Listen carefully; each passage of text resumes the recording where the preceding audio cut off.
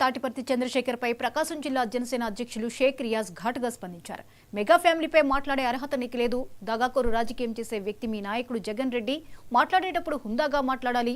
Megastar గురించి, ఉప ముఖ్యమంత్రి పవన్ కళ్యాణ్ గురించి మాట్లాడే అర్హత మీకు లేదు. మీరు మొదటిసారి ఎమ్మెల్యేగా గెలిచారు. ముందు ప్రజా సమస్యల మీద అసెంబ్లీలో గళం విప్పండి. ఇలాంటి చౌకబారు మాటలు మానుకోండి. మానుకోకపోతే ప్రజలే బుద్ధి చెప్తారంటూ షేక్ రియాజ్ విమర్శించారు.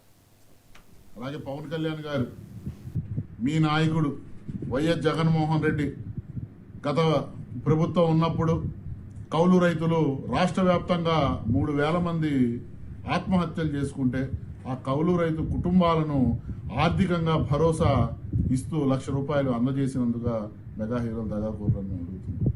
ప్రతి ఒక్క మెగా హీరో కూడా కష్టపడి తన టాలెంట్ నిరూపించుకొని ఈరోజు ఇండస్ట్రీలో నిలబడ్డారు.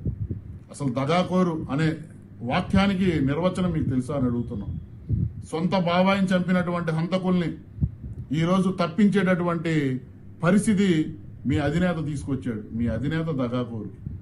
అలాగే సొంత తల్లి చెల్లిని ఆస్తి కోసం నడి రోడ్డు మీద నెట్టి ఈరోజు వాళ్ళ పరువుని బజారుకి ఇడుస్తున్నటువంటి వ్యక్తి దగాకోరు.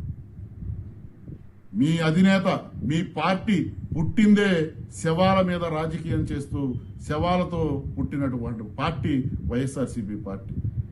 మాట్లాడేటప్పుడు చాలా హుందాగా ఒక శాసనసభ్యుడిగా మీరు మాట్లాడాలని మేము కోరుకుంటున్నాం. ఇలాంటి మాటలు కాదు మీరు మాట్లాడాల్సింది.